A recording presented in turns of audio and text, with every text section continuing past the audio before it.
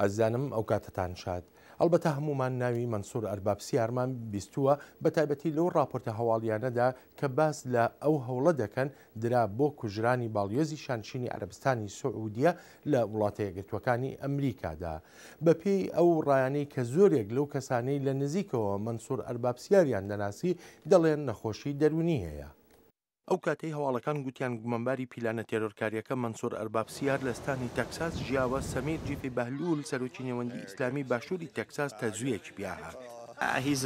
دەڵێ دەرگیز نەبینیوە و نەنوێنەری بۆ نەنوێنەرایەتی ئاینەکەشی دەکات.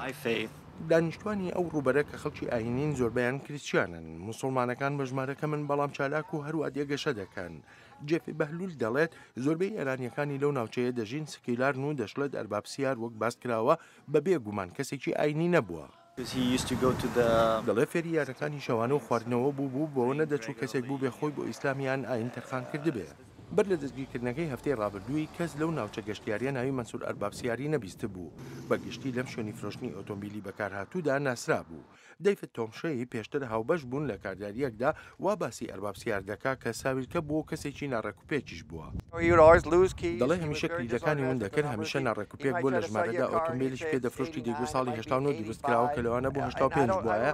نازانم بۆ خۆی وا بوویان خەڵەتانن بوو نازانم.